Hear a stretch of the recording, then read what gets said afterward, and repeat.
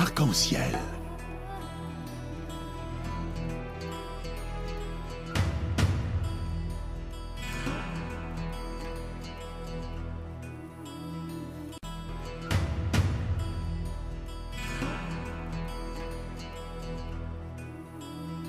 Mesdames et messieurs, retour au direct. Et comme ça a été annoncé, nous sommes heureux d'être en ligne avec monsieur Sadiq Sallam. Ahlan wa sahlan, c'est Sadiq Sallam. Ça veut dire que normalement, je suis tenu de dire que la vérité, toute la vérité. Et rien que de la vérité. Et rien que de la vérité au sein de l'émission Arc-en-Ciel, parce qu'on est dans un, comme on appelle ça au Maroc, la chafia. Ah. Celui qui rentre avec la vérité, marhaban. Celui qui rentre avec des mensonges, il se fait coincer. Ça, c'est sûr et certain. C'est Sadiq Sallam, marhaban bik, dans l'émission Arc-en-Ciel. Comme vous l'avez bien dit, nous sommes là tout simplement pour que la vérité soit éclatée et que la vérité pour avancer. Ce n'est pas des règlements de compte, mais par contre, c'est pour avancer et pour que les erreurs du passé ne se font pas reproduites. Et notre foi, il faut bien préciser à notre auditoire que M. Sadiq Sallam est historien de l'islam contemporain. Et la thématique de ce jour, c'est le bilan sécuritaire de l'islam en France. C'est Sadiq Sallam, on parle d'un bilan avec un S sécuritaire. Que cela inspire pour vous dans un premier temps? Bon, d'abord, il faut rappeler que dans un grand pays démocratique, il y a une tradition de l'information objective et démystifiée. Nous avons, depuis des décennies, une information sur l'islam dans les grands journaux, les grands médias démocratiques, digne des régimes à parti unique. On a un déficit d'information à cause d'un jeu de censure et d'autocensure, et le primat du sécuritaire est en partie responsable de ce déficit d'information. Voilà. Maintenant, c'est un secret de polichinelle que la politique de l'État laïque qui a complètement oublié les affaires de l'islam après la décolonisation, quand il a essayé de rouvrir ce dossier, il a affirmé la primauté du tout sécuritaire, avec tout ce que cela comporte comme conséquence sur le plan moral, sur le plan du choix des interlocuteurs. Il est évident que quand on a le tout sécuritaire à l'esprit, on choisit les interlocuteurs qui servent ce tout sécuritaire. On choisit pas ahsanuhum fil ilmi wat taqwa, comme on dit en arabe. Et comme ça remonte à plusieurs décennies, sans remonter à plus loin que 1990, c'est-à-dire la création du CORIF, Conseil de réflexion sur l'islam en France. Et le ministère a bien voulu préciser qu'il s'agit de réflexion et non pas de représentation, alors que les membres voulaient être les représentants à partir du moment où on les a choisis aux dépens de tous les autres. Déjà, dans ce conseil, on sait maintenant que ce conseil n'avait pas pour but réel l'organisation de l'islam, même si c'était le but affiché dans le journal Le Monde, les interviews, les déclarations bienveillantes. Et il y avait, ce conseil a été constitué d'abord par 6 personnalités qui ont proposé 9 autres, donc il y avait 15. Or, le cabinet du ministre a créé un premier collège et un deuxième collège. Le premier collège, c'est-à-dire les gens privilégiés, c'était les gens les plus incultes, qui avaient prééminence par rapport au préfet au Rabat, au professeur Gellouz, au colonel Chabaga, qui est chez vous à Villeurbanne. Je lui souhaite longue vie et meilleure santé. Et ils se plaignent jusqu'à maintenant de ces ignorants, incultes, qui étaient chargés de les surveiller à l'intérieur même du CORIF. Donc on avait le renseignement à l'intérieur d'une structure qui était censée mettre au point les relations entre l'État laïque et l'islam. Et on a maintenant des témoignages de gens qui ne peuvent plus garder ce genre de secret parce qu'il y a la mauvaise conscience. Après chaque réunion du CORIF, il y a une partie, ce premier collège devait passer dans le bureau du conseiller des ministres qui leur donnait une enveloppe. Et on croyait que cette enveloppe servait à rembourser des billets de train ou d'avion. Mais ils venaient tous de Paris intramuros. Alors, on rembourse pas par une enveloppe un ticket de métro. Parce qu'à l'époque, il y avait les caisses noires, les fonds secrets, que Jospin a supprimé. D'ailleurs, le conseiller à l'époque, il en veut beaucoup à Jospin. Il dit c'est très maladroit d'avoir supprimé les fonds spéciaux. Et celui qui téléguidait tout ça avait des relations privilégiées avec la DST, qui était en rivalité avec les renseignements généraux. Là, on peut en parler puisque ces appellations n'existent pas. Bon. Les renseignements généraux étaient considérés comme le service qui avait le monopole de l'islam en France. Et le premier bilan, peut-être le seul du CORIF, c'est qu'il a aidé à un rééquilibrage qui a permis à la DST de rattraper son retard par rapport aux renseignements généraux. C'est un fait. C'est très désagréable de le dire parce que les gens n'ont à l'esprit que les déclarations bienveillantes du ministre qui dit que les musulmans ont des droits, etc. Ça a eu un effet sur la partie bienveillante de l'opinion française qui a découvert qu'il y avait un problème de l'islam. Mais sur le plan concret, c'est le côté purement sécuritaire. Et les gesticulations du conseiller du ministre, les déclarations dans les journaux comme Le Monde n'ont servi qu'à dissimuler la permanence du tout sécuritaire.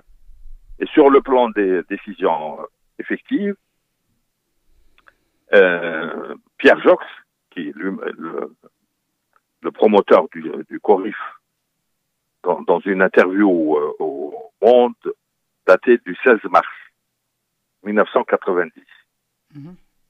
C'est pas, j'ai retenu cette date, c'est pas par manie, c'est parce que c'est le jour de l'ouverture du congrès socialiste de Rennes, le fameux congrès de Rennes où le Parti socialiste a implosé, la querelle entre Fabiusien et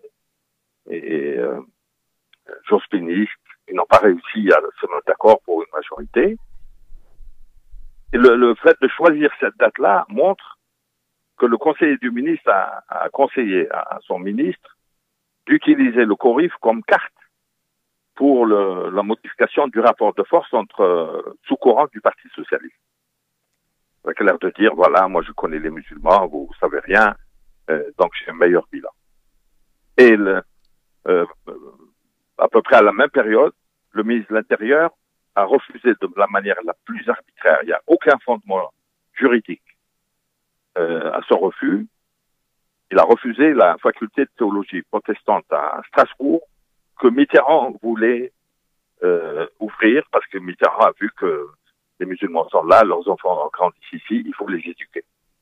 Or, le ministre a saboté et la même semaine, il a donné le feu vert pour l'ouverture de l'Institut des hautes études de sécurité intérieure, qui était le bureau d'études de la police où l'islam est suivi jusqu'à maintenant du point de vue purement sécuritaire. Et une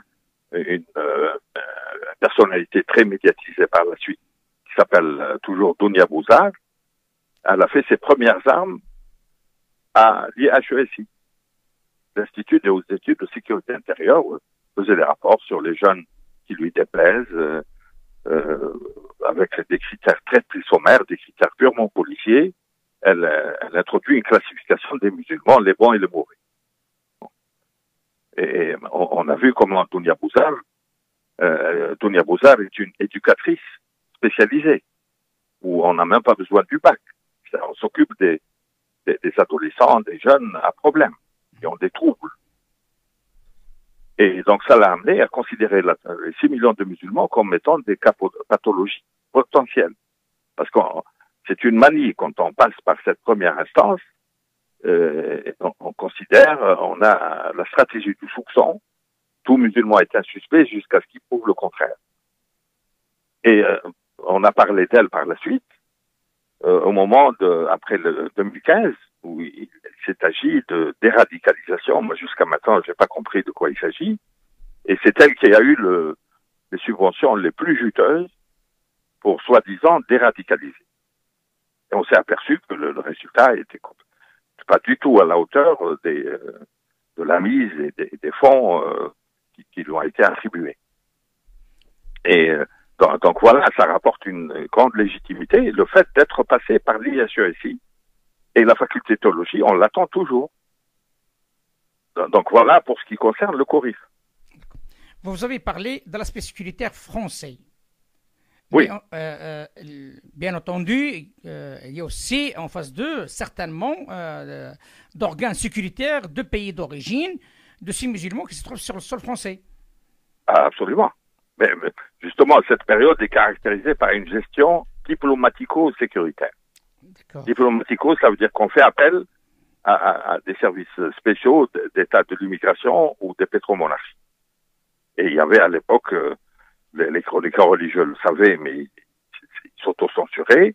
Il y avait au moins 3 officiers de renseignement d'ambassade qui régentaient l'islam en France, à la suite de la demande des socialistes, à partir de 82. Donc chaque combat, pas entrés par effraction. Bon. D'accord. Et c'est à partir de là qu'on avait en général des colonels, des services algériens, de la JED marocaine, et il y avait un officier de l'ambassade d'Arabie Saoudite qui a dirigé même le bureau de la Ligue islamique mondiale. Mais lui, au moins, il maîtrisait le langage religieux, mais très peu de gens savaient que c'était un officier de renseignement. Et il agissait dans le cadre de la politique saoudienne qui est comparable à ce que veulent les Émirats aujourd'hui, à ce qu'a essayé de faire le Qatar, c'est-à-dire avoir le leadership de l'islam dans le monde. D'accord. Et il faisait des rapports. Vous avez par exemple des sympathisants du fils, après l'éviction du fils en 92, qui continuaient à fréquenter l'ambassade d'Arabie Saoudite en croyant qu'elle soutenait les islams. Et il faisait en fait des rapports sur eux pour le TRS algérien. Il y avait une concertation, mais on ne rappellera jamais assez que c'est le choix des socialistes qui n'ont pas voulu approfondir leur connaissance du dossier. Ils ont dit, bon, il y a un risque intégriste, il y a les mosquées qui se multiplient, on ne peut pas interdire l'ouverture des mosquées. Et il n'y a que leur police des pays d'origine qui peut les surveiller mieux que nous, d'où l'appel d'air et ça a créé des situations qui perdurent jusqu'à maintenant. C'est un appel d'air, M. Salem, qui est, d'après ce que j'ai bien compris, de 3 pays, Maroc, Algérie, Arabie Saoudite, à l'époque. Oui, c'est les principaux. Il y a un point d'interrogation. Jusqu'à maintenant, je n'ai pas compris pourquoi le régime policier de Ben Ali, qui savait ce que c'est que le contrôle et la surveillance, ne s'est pas intéressé aux mosquées. Sans doute parce qu'il n'y avait pas beaucoup de... Tunisiens. Les militants de Nahda ne s'intéressaient pas aux mosquées. Ils se sont mis à ouvrir des instituts pour l'enseignement de l'arabe, etc. Et ils ont laissé passer la période, l'occasion de contrôler des mosquées. Les services de Ben Ali contrôlaient les syndicalistes, le mouvement associatif laïque, les radios libres, mais pas les mosquées. Mais ils étaient omniprésents aussi. Hein. D'accord. Vous avez parlé comme à l'époque, donc ce saoudien, ce colonel saoudien, c'est le cas maintenant, après le passage des Qataris, maintenant c'est le cas des Émiratis. D'après vous, et comme on a parlé la dernière fois, vous avez parlé énormément d'une personne qui s'appelle Mohamed El-Bchari. Est-ce que ces gens-là ont-ils des agents qui sont opérationnels sur le terrain, c'est-à-dire sur le sol français, je parle, hein, sur le sol français, qui a mis des informations à l'insu des intéressés, ou peut-être pour satisfaire un besoin plutôt de propagande ou plutôt de domination sur le champ religieux ici en France et après en Europe? Mais bien sûr, mais ça c'est lié au fait aux difficultés de financement du culte musulman en France. Donc les responsables de mosquées, ils font flèche de tout bois, là où il y a de l'argent, ils le prennent, sans se poser de questions d'ordre moral. Le drame dans toute cette agitation des leaders de l'islam en France, c'est qu'il s'agit de toutes les considérations sauf du religieux. Le religieux est le grand absent de leurs préoccupations. Parce qu'il y a une primauté de la recherche du financement à tout prix, et ils décrètent que l'argent n'a pas d'odeur. Et à la limite, ce sont des gens qui publieraient une fatwa, qui soumettraient au Conseil européen de la fatwa, pour dire que les mosquées doivent servir d'abord à la zakat et au quête, la mosquée devenant mustahab, la prière devenant mustahab. La prière, ça les intéresse parce que les gens viennent et ils versent quelques pièces dans la caisse. C'est à ce titre que ça les intéresse. C'est l'argent, cette soif, cette recherche éperdue d'argent. Donc, quand des services de renseignement proposent en échange un peu d'argent en échange du bouchardage, ça se bouscule au portillon.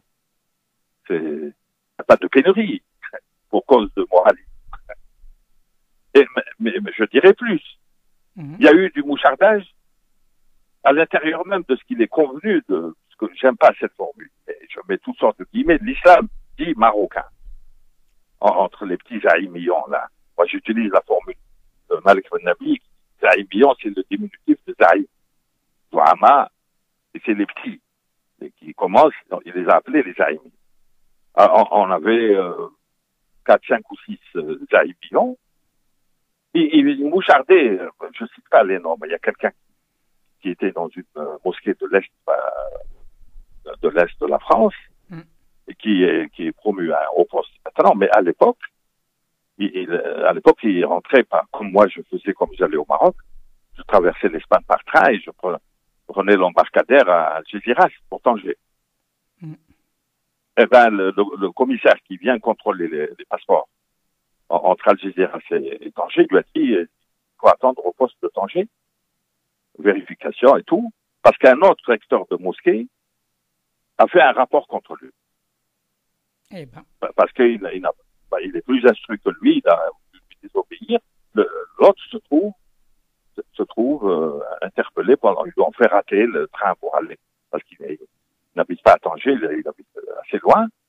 Et il a fallu qu'il trouve un beau-frère qui était adjudant quelque part à Marrakech, dans le Sousse, pour qu'il téléphone et il garantisse sa loyauté, etc. À l'intérieur même des gens qui sont unis maintenant, très fraternisés. Ils ont fraternisé sous la barricade des pétrodollars émiratis. Ils sont devenus très frères. Alors ils ont mouchardé les uns contre les autres. Ils sont devenus des amis maintenant. Des frères, même. Des frères. Alors, vous parlez des Émiratis, ben, je ne peux pas me permettre de ne pas parler de ces titres, non, hein, comme tout le monde le sait. Il y a cette affaire de M. Mohamed El-Bouchari et ce conseil des minorités musulmanes qui a pris de l'ampleur, qui est très, très, très connu maintenant. Vous êtes une personne qui connaît très, très, très bien ce monsieur depuis longue date, hein, donc ça date pas d'aujourd'hui.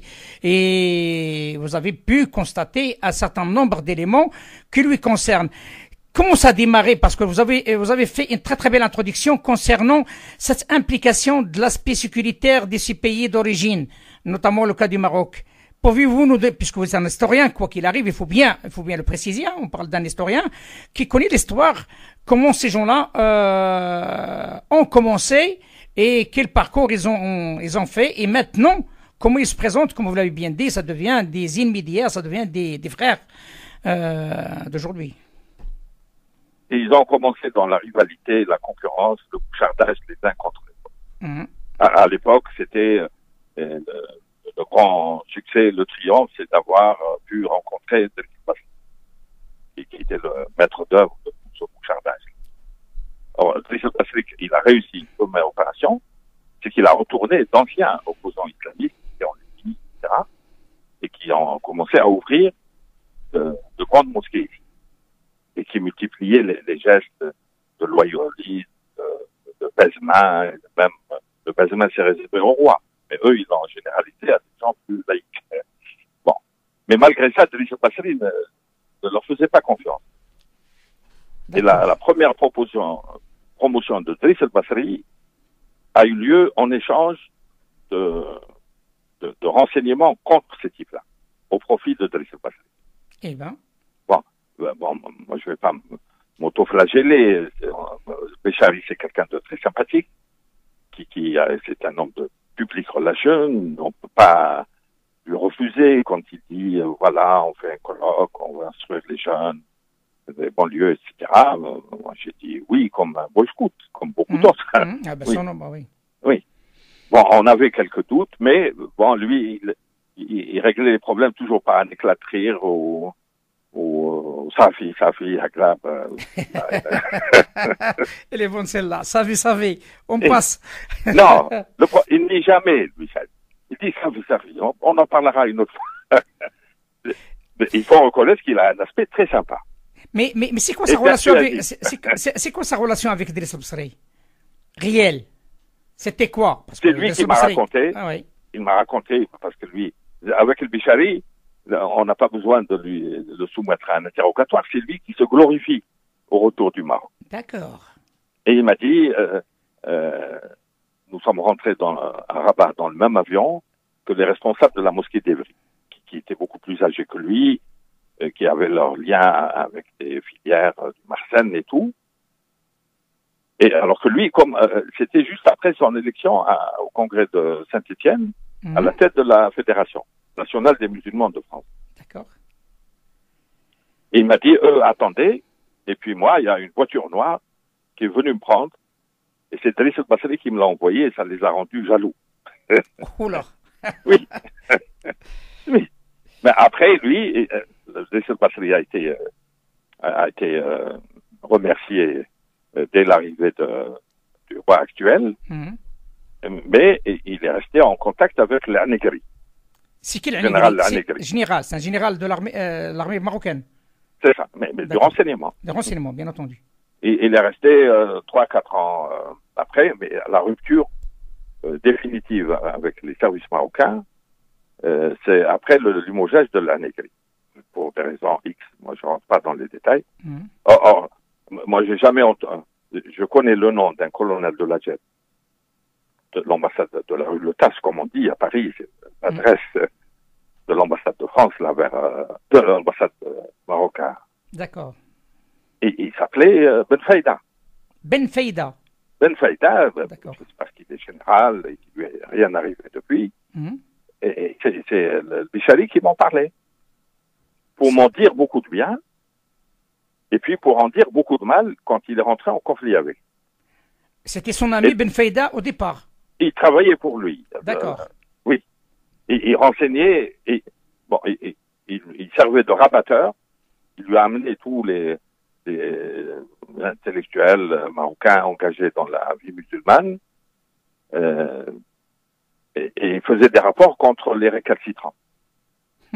Or, il y a l'un d'eux qui a assuré l'intérim à un moment de la mosquée d'Evry quand il y a eu un conflit, puis le Maroc leur a retiré le soutien. Il y a eu un intérimaire que je connaissais. C'était le plus instruit d'entre eux, c'était un expert comptable. D'accord. Et je lui ai dit, Bichari, maintenant, on te dénonce comme quelqu'un qui travaillait pour Ben Faïda. Il m'a dit, mais c'est lui qui m'a amené la première fois. Ouh là là. Oui. Ouh là là. Oui. Et il faut le faire. Oui. Chirac, une fois, quand il était Premier ministre, il y avait des histoires là de garde des polices, de services de renseignement. Et il a utilisé la formule vocale de grenouille.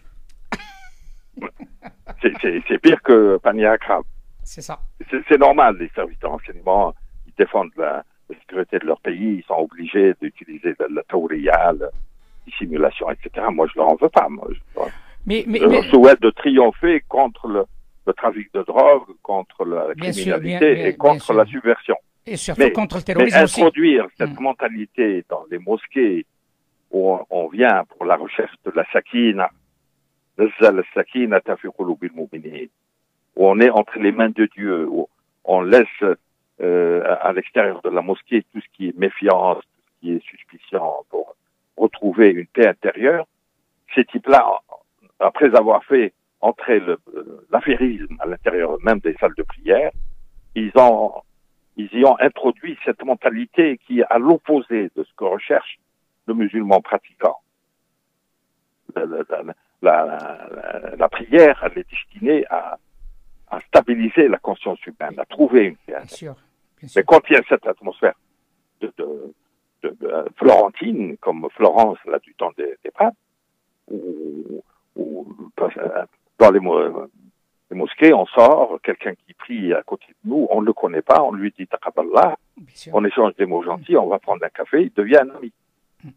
Parce que la confiance créée à l'intérieur de la mosquée, c'est quelque chose de très précieux. C'est pas la même chose que les rencontres dans les bistrots, etc., qui peuvent amener loin. Mais cette relation précieuse, elle a été altérée par le tout sécuritaire. C'est ça le drame. Bon, le Bichari, après, il est décrit par ses camarades comme étant un mercenaire qui se met au service du plus offrant, etc. Parce qu'il a... Il y a un article qui est sorti sur un site internet à l'époque, au moment de son retour de Libye, dernier voyage en Libye, le 10 février 2011. Donc avant la mort de Gaddafi. Les troubles ont commencé, ils lui ont dit de ne pas venir. Mais parce que lui, il a été... cet article a dit... il a dû travailler pour au moins une douzaine de services de renseignement différents et rivaux entre eux. Une douzaine? Une douzaine. L'article disait ça.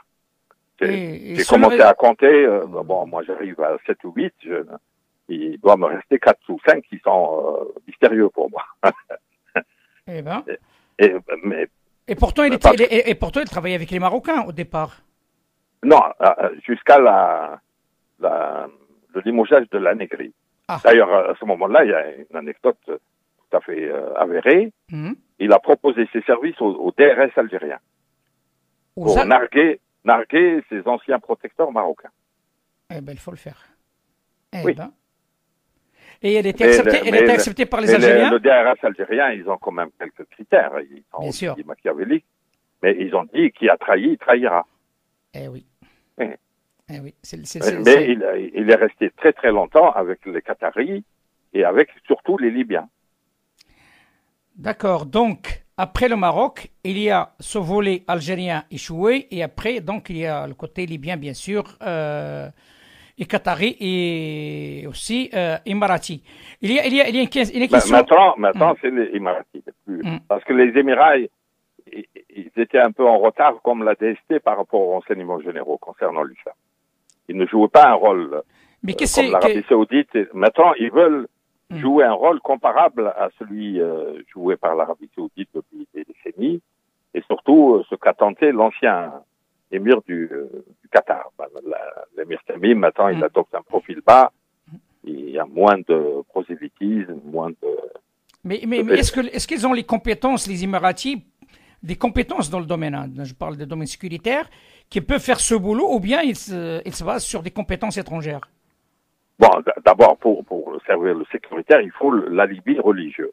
Mais moi, je me souviens, une fois sur Radio Orient, on a eu tous les soirs un grand faqih malikite qui était dans les Émirats, mais il fait partie du groupe envoyé par Hassan II aux Émirats qui lui ont demandé des fuqaha malikites.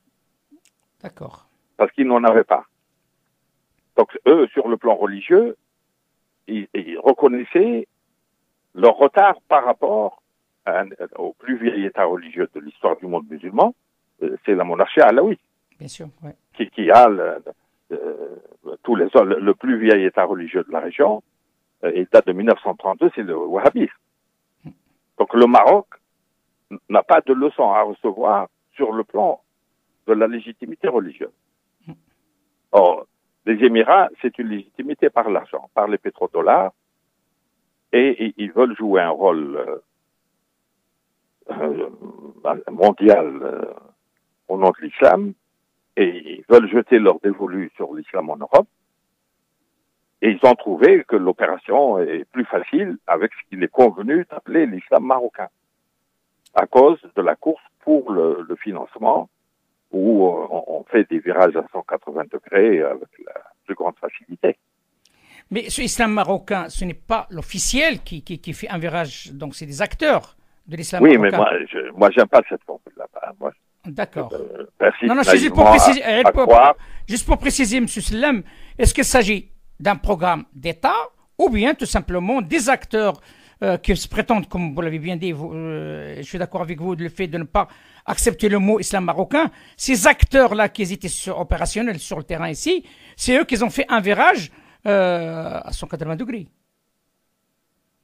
Moi, je reste naïf et je crois au verset Innamal mu'minuna ikhwa.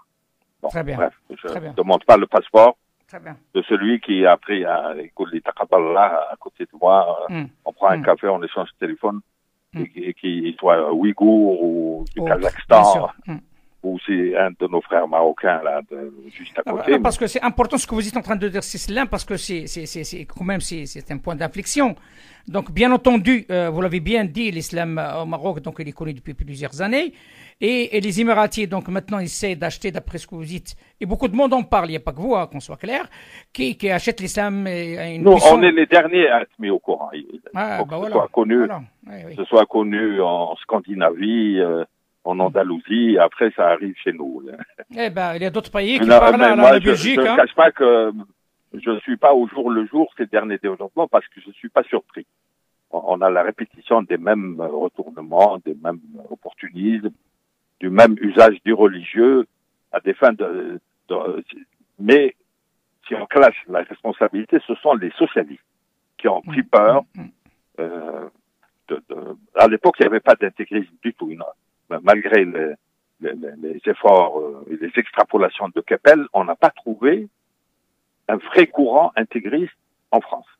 Les jeunes ne demandaient qu'à être intégrés. Et on a eu de l'intégrisme, un début d'intégrisme après l'échec de la politique d'intégration. C'est ça. Bon. Donc il n'y en avait pas. Le problème de l'intégrisme pouvait être traité par des moyens de prévention d'ordre éducatif. Bon. Mais la peur des socialistes et l'option du tout sécuritaire sur l'islam a amené, c'était du pain béni parce que les officiers d'enseignement, il y en a toujours eu dans les ambassades. Mais là, leur ouvrir l'espace des mosquées pour transformer une bonne partie des salles de prière en antennes de renseignement, c'était du pain béni pour ces types-là. Et c'est le point de départ de toutes sortes de trafics sur le plan financier. Il y en a un qui était un habitué des colloques de Béchari dans son institut bidon à Lille, algérien, qui quand il rencontrait d'autres Algériens, il dit la menace marocaine, les Marocains sont les plus intégristes parce qu'ils connaissent le Coran. Il y a tout ce discours de propagande qui n'a aucun sens. Eh bien, il y a eu une perquisition chez lui, on a trouvé 200 000 euros en petites coupures. Et il était aidé par des officiers de renseignement qui restent dans l'ombre. Donc même les quêtes dans les mosquées ne servaient pas aux Fouqara, aux Massaki. Ça servait à des enrichissements personnels pour ces agents de renseignement. En arabe, on dit l'ikhbari pour l'officier de renseignement, et on a emprunté au turc le mot khabarji. Khabarji. Khabarji, c'est celui qui renseigne. Moi, je respecte un officier. Un ikhbari, il fait son travail, qui est un travail difficile. S'il le fait avec professionnalisme, chapeau. Chapeau, bien entendu. Mais le khabarji est méprisable, surtout quand il vient polluer l'espace des mosquées. Vous avez parlé d'un bilan, une grande partie maintenant, c'est un côté marocain avec cette affaire de Béchari, ses relations avec les services marocains, et après maintenant, il y a avec les services émiratis. Et il y a un côté algérien. Qu'est-ce qui se passe par rapport à ce bilan sécuritaire algérien avec l'islam en France? C'est pareil. On a connu le nom de Befaïda et puis on a connu le nom de son homologue qui s'appelle Ben Daoud. Colonel Ben Daoud.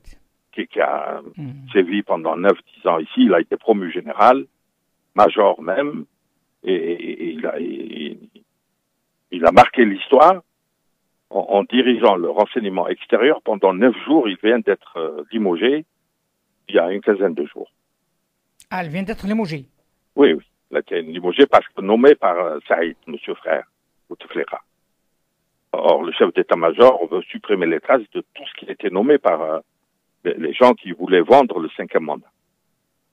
Donc, les services de renseignement, ils se ressemblent. D'ailleurs, il y a eu des bagarres avec des coups de couteau à la sortie des mosquées entre Marocains et Algériens, mais eux se saoulaient la gueule ensemble. eux, ils provoquaient ces heurts, mais ils se rencontraient. Et non seulement eux se rencontraient, c'était la bonne entente, mais même du temps de Chevènement, quand Chevènement a commencé à organiser l'islam, il y avait ce qu'on appelait l'Istishara, qui préparait lentement les élections du CFCM, qui, à mon avis, était un échec lamentable. Bien sûr. Béchari, des fois, il grisait par ses soutiens à son retour de Rabat. Il faisait de la résistance, il bloquait les réunions. Eh bien, le conseiller de Chevènement, pour faire taire Béchari, il téléphone au colonel de l'ambassade du Maroc, qui demande à Béchari de quoi tu as besoin, mais calme-toi, il faut accepter, etc. Or, cet organisateur, il n'a que le mot Islam de France à la bouche, alors qu'il sait très bien qui est qui protège qui. Cette organisation de l'islam, création du CFCM, c'est faite en concertation hebdomadaire, régulière, mensuelle, avec les quelques officiers de renseignement d'ambassade, dont certains ne sont même pas musulmans pratiquants. Alors, contre Béchari, on l'a présenté comme le vainqueur de l'élection du CFCM en 2003. D'accord. Bon. Il avait un peu les chevilles enflées, comme on dit. Il avait la grosse tête. Et un jour, c'est l'ambassadeur, le nouvel ambassadeur de Sa Majesté, dont j'ai oublié le nom, qui est venu voir, après le départ de la Négri, il a demandé l'éviction de Béchari à Sarkozy. Il lui a dit, le Rabat ne veut plus entendre parler de Sarkozy, donc ils ont trouvé une clause des statuts qui a permis de l'évincer. Rabat ne veut plus entendre parler de Béchari, plutôt. Oui, après l'éviction de la Négri. Et le même ambassadeur est parti à la mosquée de Paris leur demander de ne plus recevoir Béchari. Et ses interlocuteurs algériens lui ont dit en arabe, mais Andou Taïd bil Mukhabarat. Il leur a sorti, voilà, les numéros de téléphone. Appelez-les, ils vont vous dire la même chose. Chose qui a été faite. Oui. Et c'est à ce moment-là qu'il est passé avec armes et bagages du côté libyen et qatar. Et selon vous, là, ça fait beaucoup de choses quand même. Hein. Sincèrement, vous avez parlé d'un site qui a parlé de 12 expériences auprès des services internationaux. Et vous avez parlé, je crois, de 7 ou 8 que vous arrivez à compter. Et c'est quoi la raison qui fait que ce monsieur, il arrive à se faire accepter, écouter et en même temps soutenu? Mais c'est la rencontre entre l'offre et la demande. Lui, il offre ses services en matière de renseignement. C'est parce qu'il y a une demande. C'est une banque de données. Oui, qui réceptionne, parce que les officiers de renseignement, ils ont beaucoup de qualité, mais ils ont la manie, ils croient qu'il manque toujours des renseignements. Et donc, lui, il vient. Après, il est passé, il a commencé par surveiller les gens en qui Faisal Basri n'avait pas confiance. Mais après, il est passé avec les Libyens et c'est lui-même qui m'a raconté comment il participait à des réunions secrètes organisées par Abdallah Snoussi, le chef du service Libyens, bien sûr, oui. Au Tchad, avec comme hors du jour comment infiltrer et retourner les frères musulmans. Eh bien, donc oui. Il y avait une volonté politique derrière tout ça. Bien sûr, mais à partir du moment où les courants islamistes, alors que lui, quand il était là, il dit Ana ibn al-Haraka al-Islamiyya Mnouzda. Et effectivement, on m'a dit qu'il a commencé, lui, comme un bon élément, qui cite correctement les versets du Coran, les hadiths, et il se serait enthousiasmé pour le roménisme et le roménisme. Ils ont un flair, ils n'acceptent pas des gens comme ça. Il a été en Iran. Ils l'ont accepté, non? Accepté, j'ai pas de détails. Ah.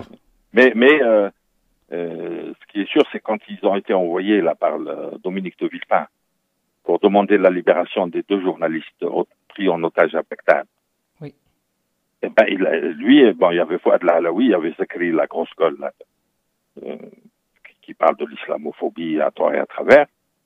Et Béchari, c'est le seul qui avait le numéro de téléphone d'imams de la banlieue de Bagdad qui savaient où étaient les otages. Et c'était c'est des renseignements précieux. Ouais. Oui, là, notamment M. Ibn Taymiyyah, dont l'imam a fini par être arrêté, qui était ultra salafiste, et il lui aurait dit qu'il savait où étaient les otages, et ils n'ont pas pu les obtenir, mais lui, il est parti immédiatement après le retour de cette délégation à Beyrouth, tout seul, pour d'autres aventures, où là, je ne peux pas répéter des rumeurs non avérées, mais on parle de valises de dollars. Quelqu'un qui aura, ce ne sera jamais mon cas, qui aura le courage d'écrire sur quelqu'un comme ça, aura plusieurs chapitres qui commencent par la remise d'une valise de dollars. Eh ben. Bon. Après la crise libyenne, il y a eu le passage de l'attaché-caisse de dollars à une cantine de dollars. Une cantine, c'est-à-dire 50 fois plus grande. Pourquoi? Parce que le chef de la Dawa libyenne, Ahmed Sharif, au début des troubles, il préparait sa fuite et lui a confié une cantine de dollars. Or, Sharif a été arrêté. Il a été arrêté et la question qui se posait par les nouveaux pouvoirs libyens, ils avaient les traces de ce retrait. Ils ont dit c'est l'argent du peuple libyen, il faut le restituer. Et une délégation libyenne dans un pays africain a rencontré un des Africains du CFCM, qui lui, évidemment, a le jeu des cartes de visite. Je suis le conseiller du ministre de l'Intérieur français sur l'islam.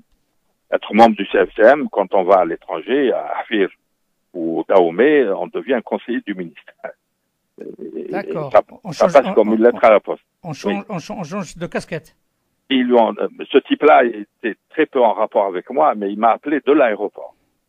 Je me souviens, la veille du Ramadan, et il m'a dit, voilà, les Libyens réclament une cantine de dollars à un tel, en parlant de Bichari. Après, on a su que Ahmed Sharif, de sa résidence surveillée, aurait envoyé son fils. Il est reparti avec une petite enveloppe de dollars. Mais qui c'est qui va enquêter, parce que c'est de l'argent noir, de l'argent sale, dans la clandestinité totale, ça ne fait l'objet d'aucune enquête. Mais la communauté des croyants a besoin de savoir qui est qui.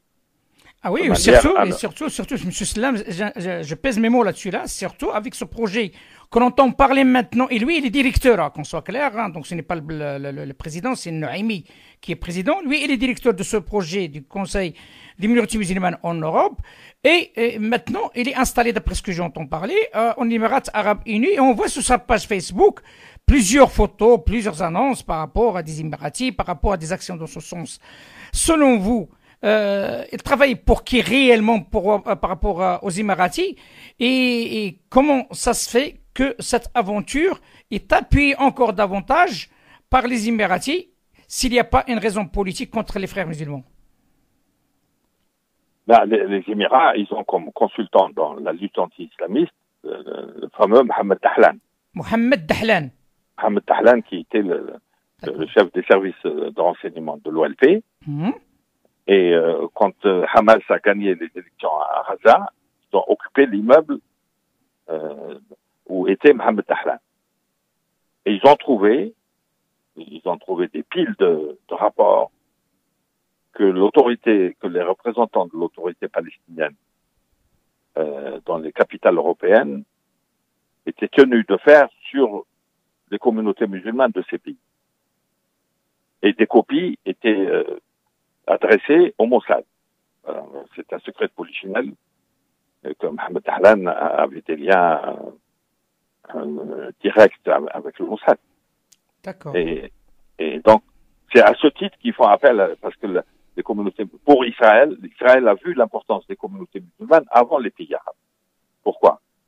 Parce que les Juifs qui soutiennent Israël de bonne foi, quand ils rencontrent des musulmans et voient des manifestations de musulmans contre l'agressivité israélienne, ils se posent des questions, ils remettent en cause leur soutien inconditionnel à Israël, et certains d'entre eux viennent manifester contre Netanyahou, etc.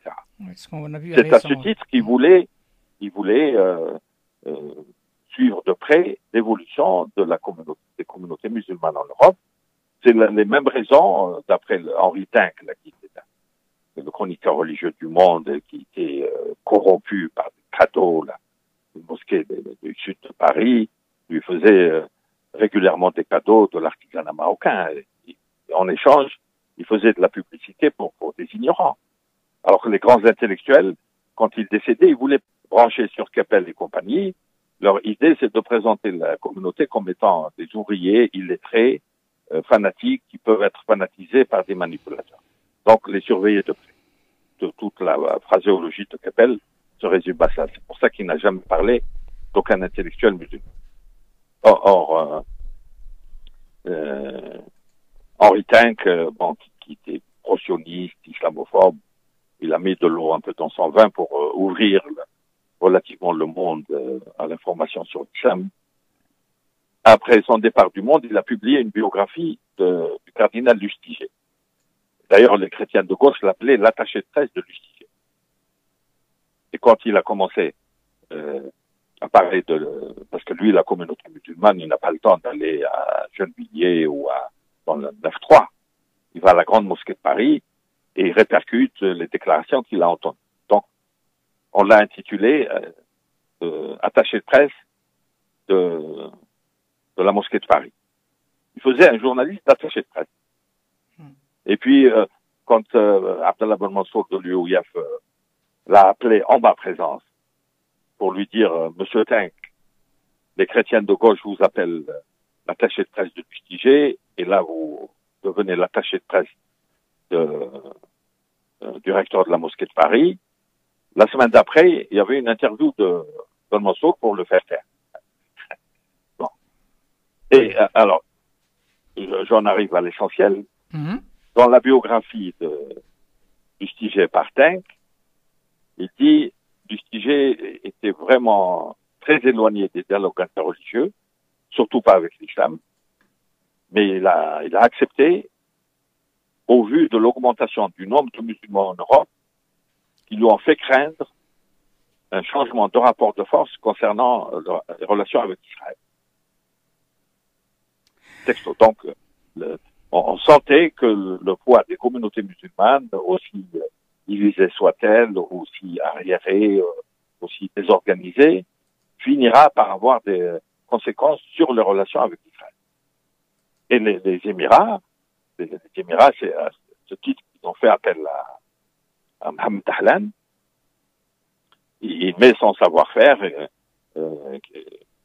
expérimenté quand il était à la tête des services spéciaux palestiniens, au service de cette lutte anti-islamiste pire que celle des éradicateurs algériens des années 90.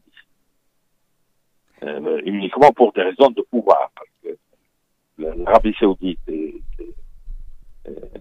les Émirats, contrairement au Qatar, ils ont vu qu'ils avaient une opposition islamiste chez eux. C'est ça. Alors qu'avant, ils achetaient les mouvements islamistes l'argent pour les contrôler, mais sans soutenir leur arrivée au pouvoir. Mais à partir du moment où ils ont vu que chez eux, ils ont une opposition islamiste dangereuse, ils ont versé dans l'anti-islamisme primaire.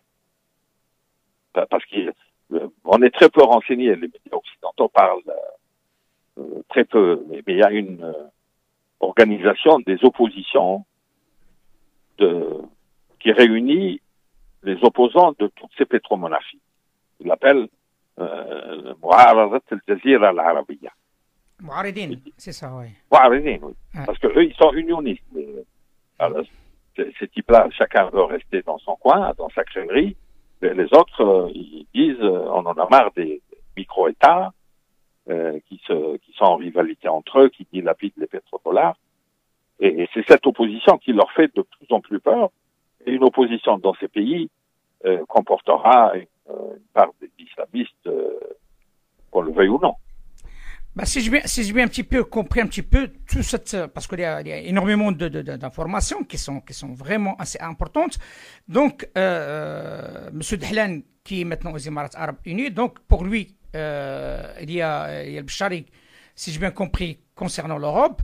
Donc, Bchari, il a changé complètement de casquette. Mais ce qui est surprenant, et c'est ça qui m'interpelle à titre personnel, avec tout ce qu'on peut constater de vive voix, la réception VIP de M. Abdullah Boussouf, de M. Bchari lors du salon du livre, c'est quand même inquiétant.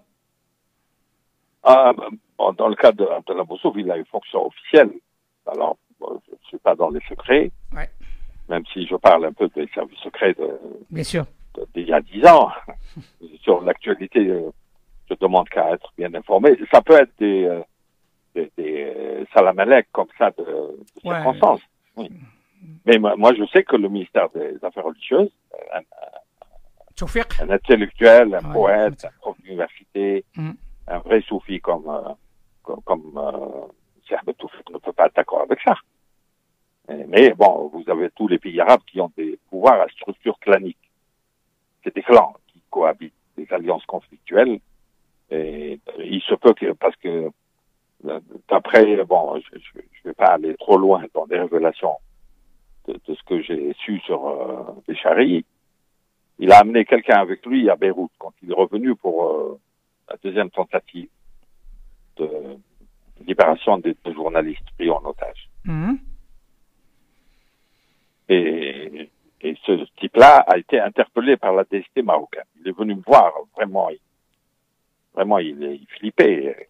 Il m'a dit, voilà, ce type-là, on marche avec lui au nom de la religion. Moi, me retrouve interrogé par la DST, j'ai rien fait. Moi, je suis pas... باللهجة المغربية يقول لك أنا ما قتلتش كينيدي. ولكني تشيتي avec le Bchari. Elle est bonne celle-là. Alors, donc, moi j'ai déduit de son récit parce qu'ils lui ont donné, ils lui ont déconseillé de continuer à accompagner Bchari. Et c'est pas du tout pour. J'ai compris qu'il y avait une branche. On est bien d'accord, c'est la DST. Ce n'est pas. Non, la DST l'a mis en garde. Moi, je sais pas. Il y a des personnes, que ce soit même des ministères ou de la JED ou de la DST, qui convoitaient les bakchiches ramenés par Bchari d'Orient. Pour eux. Eh ben. Et ça existe en Algérie, ça existe en Libye, ça existe en France même. Parce qu'il y a eu des cas d'enrichissement personnel. Moi, je n'incrimine pas un service en tant que tel. Non, mais des personnes qui abusent. Mais des brebis galeuses, il y en a partout. Voilà, on parle des brebis galeuses, ni plus ni moins. Oui. Et à un moment, Bchari était très sollicité pour des associations dans l'investissement immobilier, notamment à Saïdia. Quand on a vu qu'il rapportait des valises ou même des cantines de dollars, bon, il y a beaucoup d'affairistes qui disent, bon, on va s'associer avec lui, ouvrir des... Saïdia, on sait qu'il a là-bas, il a acheté là-bas. Oui. Donc, mais je pense qu'à partir du moment où il est passé d'un attaché caisse à une cantine de dollars, il a dû délocaliser ses investissements. Il a dû aller plus au sud pour des riads. Des riads qui sont beaucoup plus confortables. Les riads de Marrakech, c'est beaucoup plus prisé par les gens qui cherchent l'exotisme et le reste que les cabadons de Saïdia. Oui, mais la question qui se pose, M. Salam, paraît-il, donc reste à confirmer, comme quoi M. Bchari maintenant il est devenu émirati. Est-ce que c'est vrai ou pas? J'en sais rien, mais en tout cas, tous les signes disent beaucoup de monde quand on parle, hein, donc il y a des gens qui annoncent tout ça. Ça ne ferait que la énième nationalité, c'est comme le recteur de la mosquée d'Evry qui avait des côtés sympathiques, la Taïa et tout, moi je l'ai aidé. Le recteur de la mosquée d'Evry. D'accord. Oui, il avait 3 nationalités. Combien? Il avait une nationalité marocaine, française et espagnole. Et Cheikh Abbas qui présentait, parce qu'il venait souvent, Cheikh Abbas, قال له جيتني كإسباني ولا مغربي ولا فرنسي. On parle de Simroun, si j'ai bien compris, donc Khalil Mroun, donc le recteur de la mosquée d'Evry. Écoutez, يعني شهادة لله في البداية بدأ كداعية. Elle est sympathique, ce monsieur. Oui, non, je pense qu'il a une vraie sincérité, culture islamique de base. Bon, maintenant, l'argent, ça fait tourner la tête des gens les plus droits. Surtout quand on passe d'un petit salaire d'ouvrier à des sommes colossales. Sidna Omar lui-même, d'après un récit, quand il a envoyé ça à Zakat, et il lui a dit combien, parce que le million n'existait pas chez les Arabes à l'époque. Quand il lui a dit alf, c'est pas possible, ça n'existe pas. Parce qu'il était habitué, lui, à 6 chiffres. Alf. Mais à 7 chiffres, c'est beaucoup pour lui. Alf,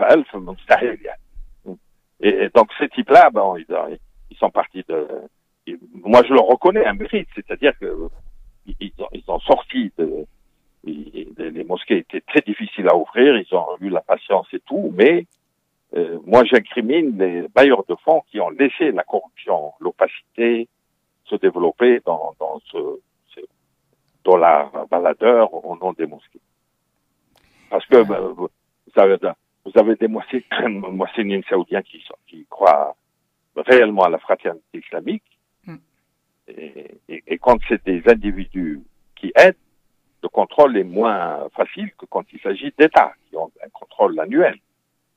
Or, les enfants ou les neveux de ces moussinines ne perçoivent l'Europe que pour des endroits de villégiature pour passer des vacances. Et c'est à ce titre qu'on a appris qu'une bonne partie de l'argent octroyé pour construire une mosquée, dont la construction a traîné en longueur pendant 17 ans, eh ben, il a été utilisé pour acheter une maison de vacances à Saint-Malo, en Bretagne, en bord de mer. Oui. C'est une période folle. Bon. Mais dans le cas de Béchari, Hassan Sani a parlé à l'époque de Tchensi Khobz, quand il a dit le Marocain reste sujet de Amir Moumidine, il est Marocain à vie, maintenant Tchensi Khobz en Hollande, en Allemagne ou en France, ça n'a aucune importance. Alors, dans le cas de Béchari, le Tchensi Emirati, le khobz ou la confiture, ou le beurre, ou l'argent de beurre.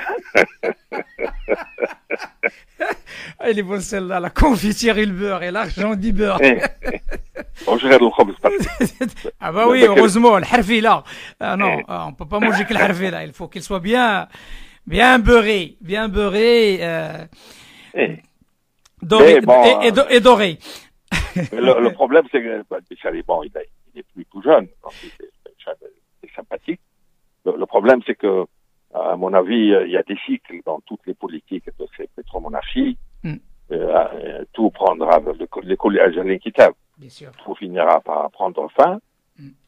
Et après, comment il va retrouver ses amis, ses frères, malgré ses écarts, gardent une certaine estime pour lui.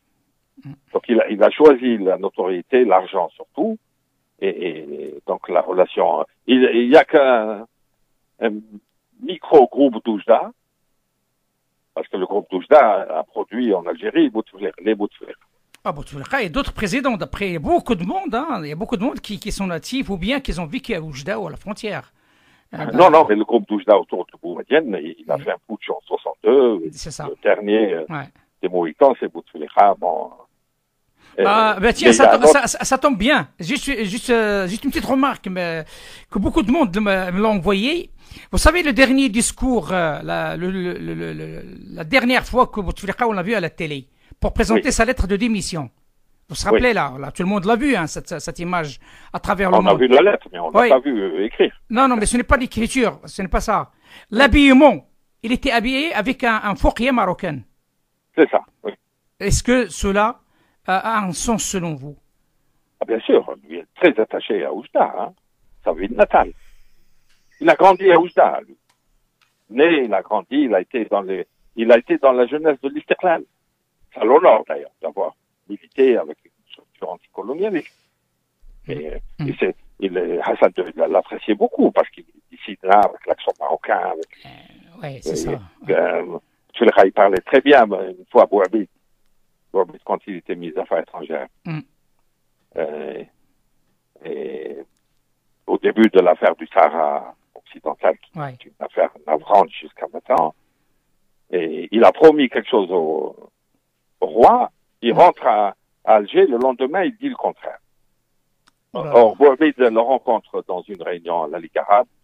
Bouabid قال له نضربك. قال له بوتفليقة حجرة من عند الحبيب تفاحة. Ça, c'est Bouabid qui l'a dit à Bouteflika à l'époque. Oui, mais Bouteflika l'a désarmé par cette bonne formule. حجرة من عند الحبيب تفاحة. حجرة من عند الحبيب تفاحة. Une pierre lancée par un ami, ça devient une pomme. Exactement. Exactement. Et pourtant, avec l'arrivée de Mohamed VI, malheureusement, donc lui, il était au pouvoir et les choses n'ont pas bougé, hein, donc ça continue. Non, d'après les témoignages de Yousfi, qu'il a rencontré au congrès de l'OCI à Kuala Lumpur, juste après son arrivée au pouvoir. Oui, il les connaissait quand il était comme un poisson dans l'eau, Bouteflika, avec tout le personnel politique marocain. Depuis Al Fassi jusqu'à Mouarka, tout. Ils ont parlé de la réouverture des frontières, de la normalisation des relations, de tourner la page là, des contentieux, etc.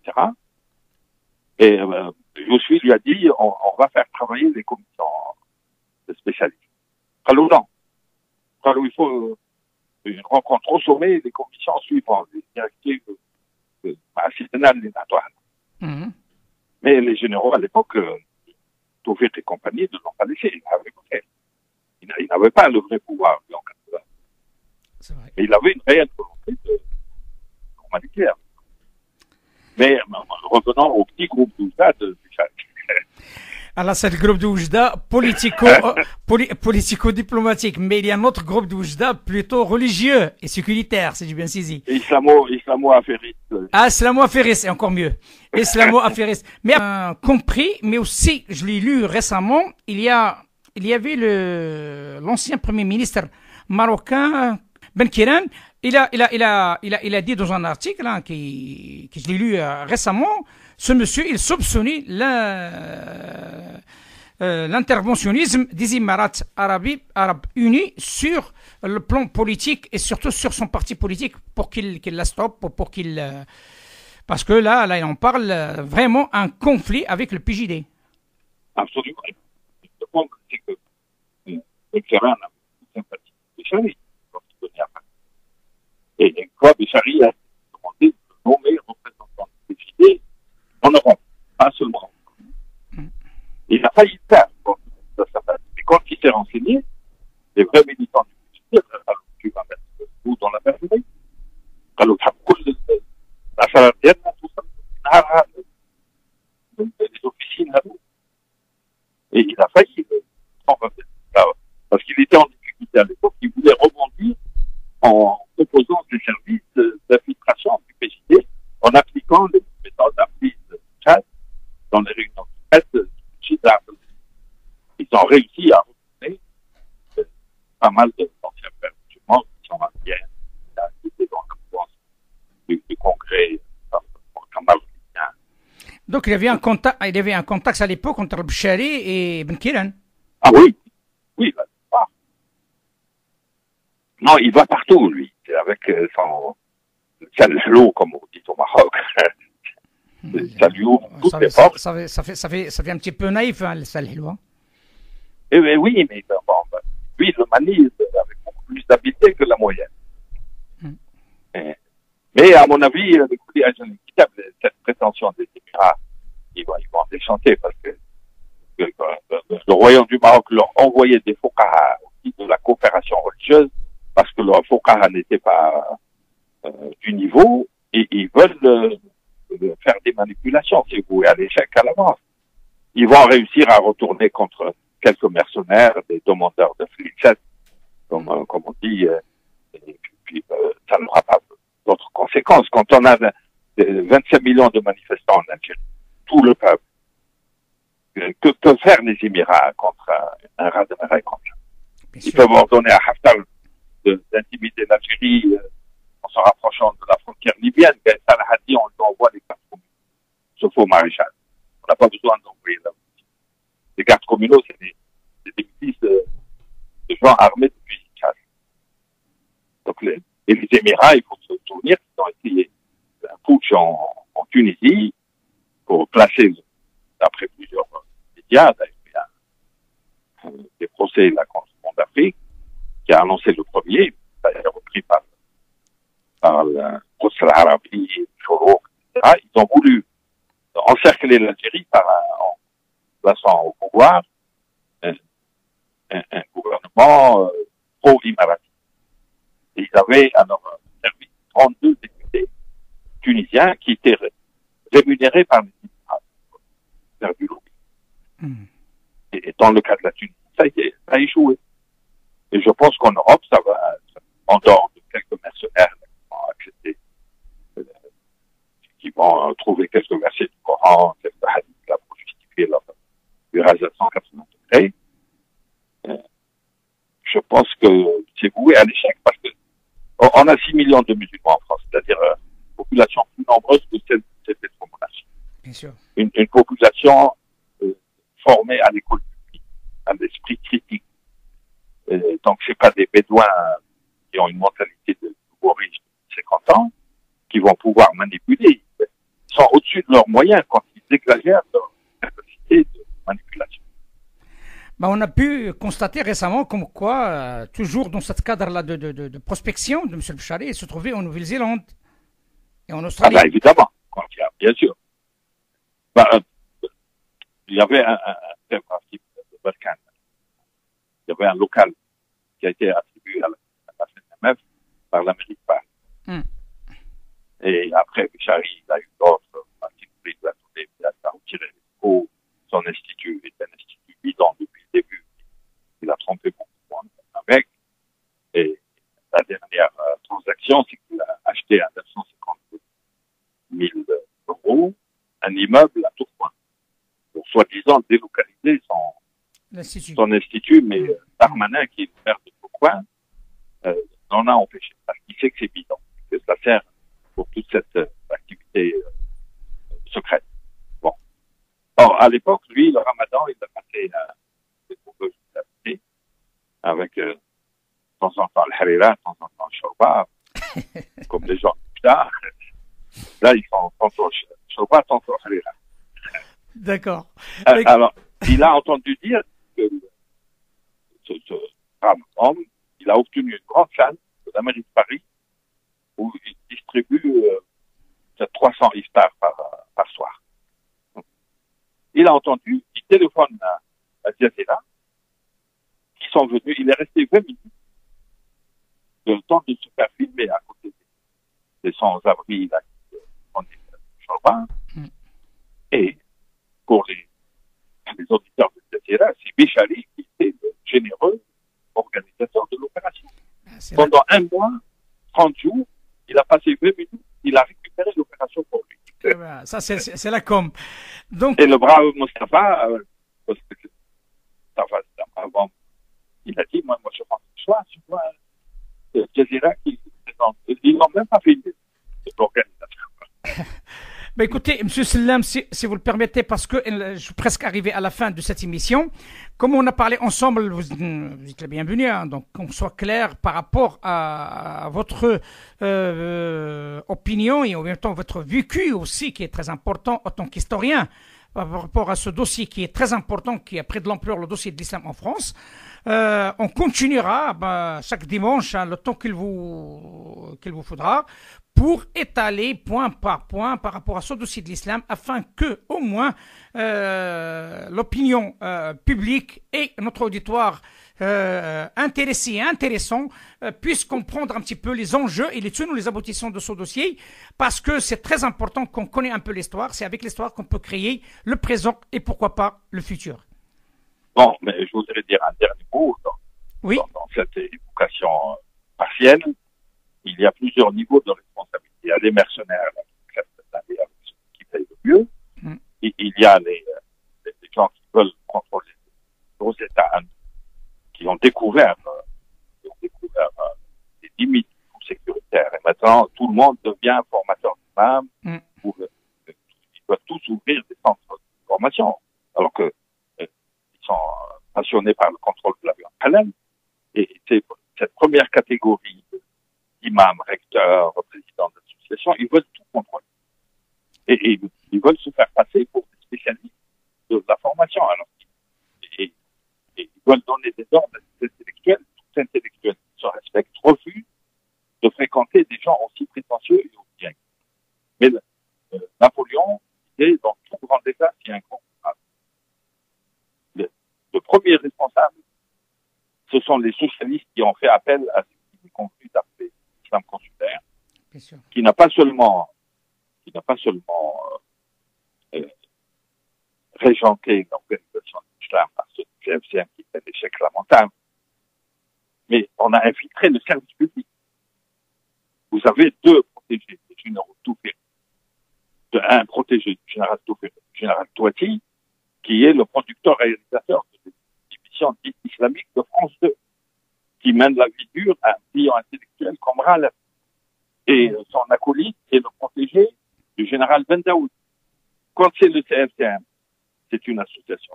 Et quand c'est le service public d'une chaîne de l'État, service public, et de l'État, c'est la responsabilité française qui est engagée. Bien sûr.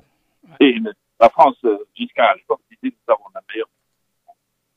Est-ce que la meilleure politique du monde est sous-renseignée au point d'ignorer la protection de ces généraux très rejetés par l'opinion impériale maintenant massivement et qui sévissent depuis 20 ans en noyautant cette émission. C'est ça le plus grave.